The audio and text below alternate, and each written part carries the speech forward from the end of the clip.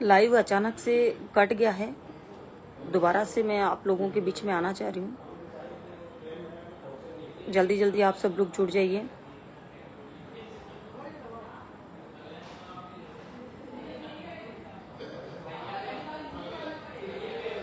ये राजस्थान के लिए बहुत ही दुर्भाग्यपूर्ण घटना है और इस घटना की मैं बहुत गहरी निंदा करती हूँ कि राजस्थान की सरकार,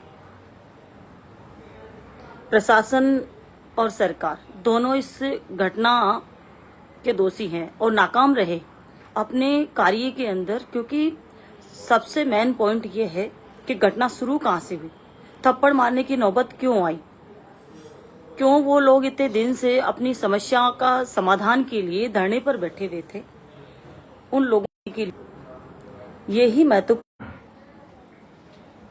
बार बार थोड़ा नेटवर्क की प्रॉब्लम की वजह से थोड़ा डिस्टरबेंस हो रहा है, तो आप सब लोग जुड़े रहिए। थोड़ा पूरे प्रकरण के बारे में हम लोग बात कर रहे हैं। गांव के लोग अपनी समस्या रख रहे थे। एक महिला को मैंने ये सुना कहते हुए, डॉक्टर साहब को,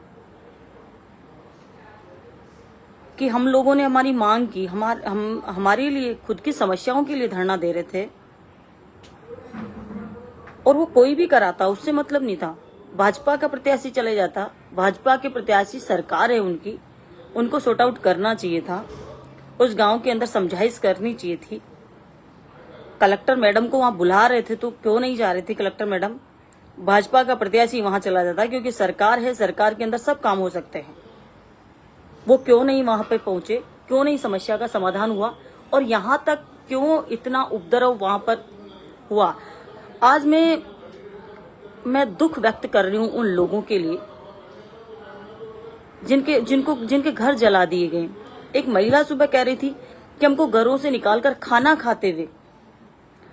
खाते हुए लोगों को बाहर निकालकर मारा जा रहा है, पीटा जा रहा है।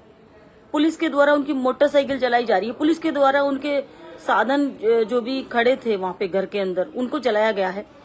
उस महिला का बयान है। एक बुजुर्ग व्यक्ति कह रहा है कि हम शाम के टाइम खाना खा रहे थे, मेरी बकरी बांध रहा था दूसरी जगह, आते ही पुलिस ने हमारे ऊपर डंडे बरसाना शुरू कर दिया। क्या आज लोकतंत्र के अंदर आम आदमी को अपनी समस्या के समाधान के लिए ये ऐसे तो सुनता ही कौन है? अभी वोट डालने के टाइम पे अपनी समस्या के लिए लोग धरने पर बैठे हुए थे। जबरदस्ती वोट कराने के बजाय प्रशासन को वहां जाके समझाइश करनी चाहिए थी। ये जितना भी घटनाक्रम हुआ, राजनीतिक घटनाक्रम जो भी हुआ, प्रशासनिक घटनाक्रम हुआ, उस सब में सबसे ज्यादा नुकसान किसका हुआ?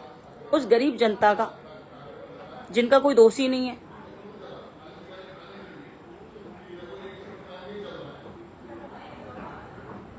उनको क्या पता था कि इतना सारा नुकसान हमको झेलना पड़ेगा? लोकतंत्र में अपनी अपनी लड़ाई सब लड़ते हैं,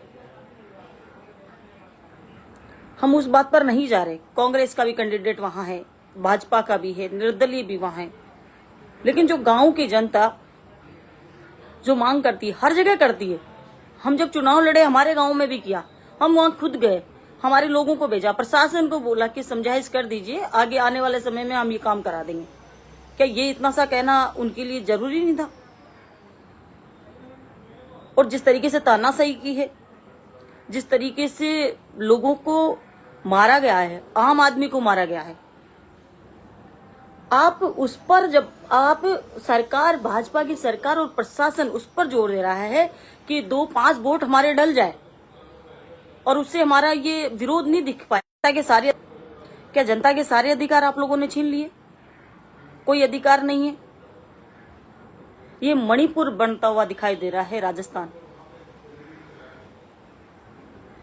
कितने युवाओं की जिंदगी खराब होती जा रही है इसके अंदर।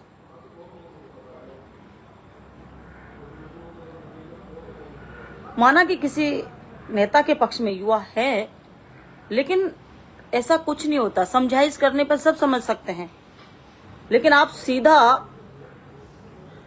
सीधा वोट डलाने का प्रयास करोगे, सीधा आप, और अभी मैंने उनका जो चौधरी हैं हमारे एसडीएम है वहां जिनके साथ घटना हुई, उनका भी वीडियो मैं सुन रही थी। उन्होंने स्पष्ट कहा है कि कलेक्टर मैडम ने मुझे कहा है कि तुम जाइए और 2-4-5 वोट डलवा दीजिए।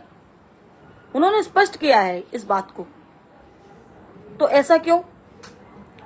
कलेक्टर मैडम को और एसडीएम मैडम को वहां पहुंच, कलेक्टर मैडम को और एसडीएम को और जो भी जिम्मेदार वहां पे अधिकारी थे या सरकार के नुमाइंदे जो भी थे, उनको वहां पहुंच कर उनको समझाइश कर कर भी वोट डला सकते थे। जोर जबरदस्ती करना जरूरी नहीं था वहां पे। और ये आप सबको पता था कि जोर जबरदस्ती करने से कोई भी घटना घटित हो सकती है, लेकिन उसके बावजूद भी आपने ये किया।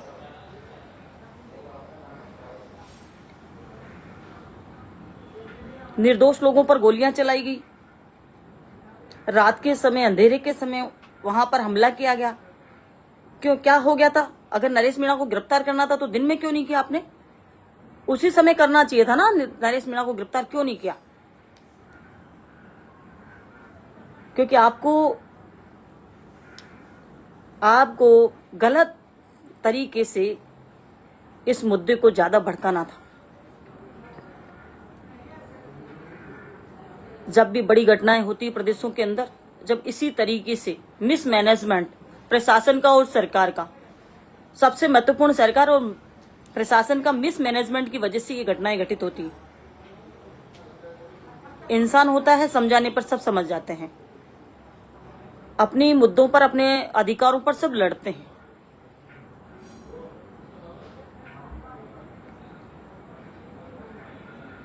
ये राजस्थान की जनता देख रही है किस तरीके की तानाशाही प्रशासन की चल रही है, किस तरीके से निर्दोष लोगों को भी मारा गया है वहां पे।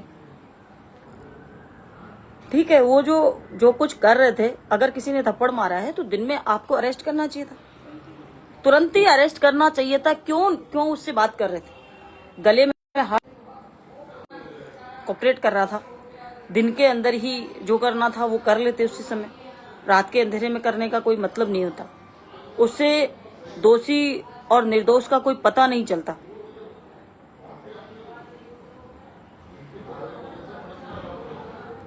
ये गलत है। मैं घोर निंदा करती हूँ इस मैटर की, और आगे से ऐसा नहीं हो। मैं मांग करती हूँ कि जो निर्दोष बच्चे हैं उनको रिहा किया जाए। जो निर्दोष हमारे बालक हैं, बहुत बालकों की पहले भी जिंदगी खराब हो चुकी है कई सारे मेट्रो में, और आज भी बहुत सारे बच्चे हमारे लापता हैं। अभी सोशल मीडिया पे घटनाएं चल रही है, कुछ एक महिला की मौत हो गई बताएं, तो ये मुझे नहीं पता, लेकिन जो सोशल मीडिया पे जो चल रहा है, जो टीवी चैनल पे जो चल रहे हैं, वो चीजें बहुत ही दुर्भाग्यपूर्ण हैं। और हमारे राजस्थान के लिए तो, राजस्थान एक शांत प्रदेश है, वहां ऐसी घटनाएं होना बहुत बड़ी बात है।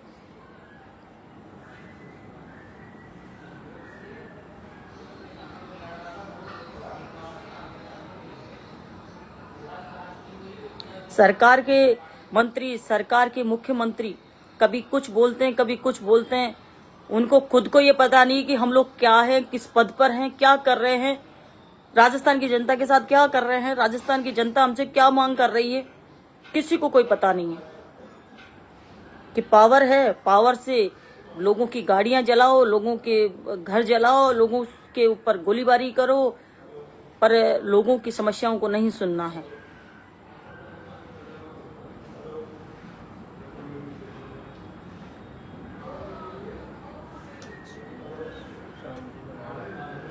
मैं मेरे युवा भाइयों से भी कहना चाहूंगी कि सभी लोग शांति बनाए रखें। ये तुम्हारी तरफ नहीं देख रहे हैं, ये समस्याओं की तरफ नहीं देख रहे हैं। इनका कार्य है कि तानाशाही रवैये के हिसाब से, तानाशाही शासन ये लोग करना चाहते हैं, तानाशाही तरीके से ये अपने राजस्थान की जनता को परेशान करना चाहते हैं।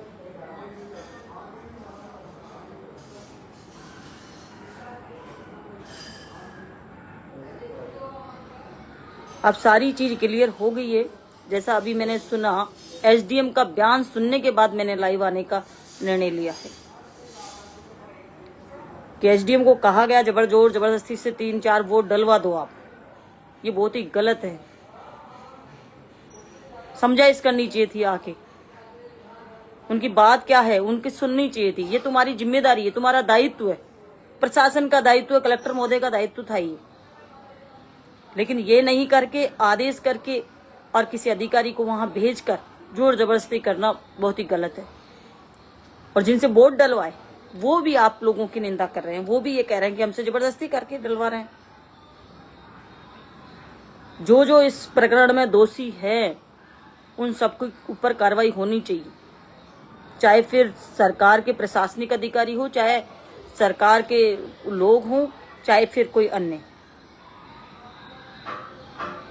एक तरफा कार्रवाई का कोई महत्व नहीं बनता है।